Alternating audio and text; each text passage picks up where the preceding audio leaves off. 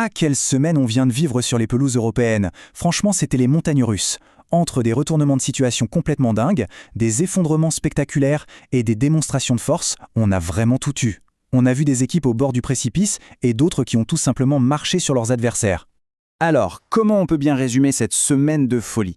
Eh bien, on peut la voir sous 3 angles, 3 thèmes vraiment puissants. D'un côté, il y a la survie, de l'autre, le chaos, et enfin, la domination à l'état pur. Allez, on plonge là-dedans, on va décortiquer tout ça.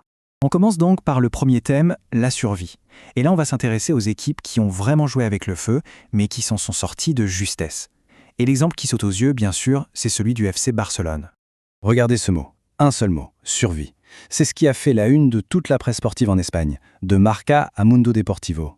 Et honnêtement, ça résume à la perfection l'état d'esprit du Barça après leur match nul quasi miraculeux contre Newcastle. Alors regardons ça de plus près, le Barça a été sauvé, mais alors vraiment d'un cheveu. Un pénalty obtenu à la toute dernière seconde.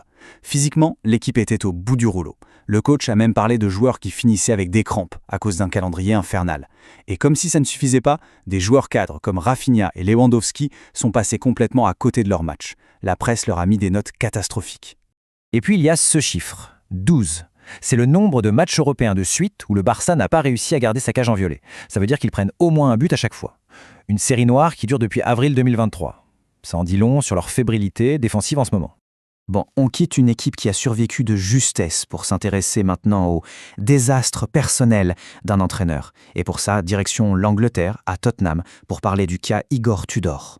C'est une séquence absolument hallucinante. Pour un match hyper important, Igor Tudor surprend tout le monde. Il titularise Kinski, le 3e gardien, super jeune, aucune expérience. Le pari tourne au cauchemar. Au bout d'un quart d'heure et plusieurs erreurs, Tudor le sort. 16 minutes et 42 secondes de jeu. Une décision d'une brutalité rare et une image terrible pour ce jeune joueur, complètement lâché par son coach. Il faut dire que cette décision un peu désespérée, elle s'inscrit dans une dynamique vraiment terrible pour Tudor. Les chiffres ne mentent pas. Sur ses 12 derniers matchs, que ce soit avec la Juventus ou Tottenham, c'est 0. 0 victoire, 7 défaites et 5 nuls. On imagine la pression qu'il a sur les épaules. Et voilà le résultat, 4. C'est le nombre de buts que Tottenham a encaissé en l'espace de 22 petites minutes pendant ce match. Une véritable implosion défensive qui illustre parfaitement le chaos qui règne dans ce club en ce moment.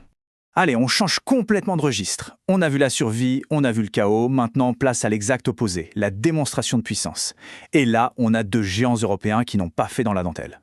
Le Bayern Show, c'est le titre qu'on a pu lire un peu partout dans la presse italienne après la victoire monstrueuse 6-1 du Bayern Munich sur le terrain de l'Atalanta. Une performance qui a laissé tout le monde sans voix. Les chiffres, franchement, donnent le tournis. Le Bayern a déjà marqué 144 buts cette saison, toutes compétitions confondues. Et leur star française, Michael Olise, est juste injouable. Il est impliqué directement sur 41 buts en 37 matchs. C'est une machine de guerre offensive, il n'y a pas d'autre mot. L'autre rouleau compresseur de la semaine, c'est l'Atlético Madrid. Ils ont justement pulvérisé ce Tottenham en plein doute. Et leurs stars ont répondu présent. Antoine Griezmann a encore un peu plus marqué l'histoire avec son 44e but en Ligue des Champions. Il dépasse Neymar. Et que dire de Julián Alvarez? Sa stat est folle. Il est impliqué sur un but lors de chacun de ses 18 derniers matchs de C1. Incroyable. D'ailleurs, pour bien se rendre compte de l'exploit du Bayern, il faut aussi regarder en face. L'Atalanta, leur adversaire, est en pleine crise offensive. Ils ont marqué 24 buts de moins que l'an dernier à la même époque. C'est la pire chute de tout le championnat italien. Le Bayern n'a fait qu'appuyer là où ça fait mal, mais avec une efficacité redoutable. Bon, après une semaine pareille, on se dit que la suite ne peut être qu'explosive. Et justement, le prochain tour nous réserve des affiches qui sont déjà des classiques. On va se régaler. Man City contre le Real Madrid. Regardez-moi cette symétrie, c'est parfait. En 15 confrontations, on a 5 victoires pour City, 5 pour le Real et 5 matchs nuls. C'est le nouvel équilibre des forces en Europe, le nouveau classico. Absolument impossible de sortir un favori, ça promet encore des étincelles. Et l'autre choc qui nous attend, c'est PSG contre Chelsea. Et il y a une phrase dans la presse française qui, je trouve, résume parfaitement le duel, un choc entre la technique et le muscle. Et cet aspect muscle de Chelsea, ce n'est pas juste une impression. Quand on regarde les chiffres en championnat, c'est l'équipe qui prend le plus de cartons jaunes et le plus de cartons rouges en Angleterre. Autant dire que les Parisiens sont prévenus, il va falloir répondre présent dans l'engagement physique. Alors voilà, pour conclure, cette semaine nous a vraiment offert tous les scénarios possibles. Et ça laisse une question en suspens. Au fond, qu'est-ce qui fait un grand champion? Est-ce que c'est cette capacité à survivre dans la douleur? Est-ce que c'est la puissance pour tout détruire sur son passage? Ou alors c'est le génie tactique qui permet de naviguer entre ces extrêmes? On aura sûrement un début de réponse très bientôt.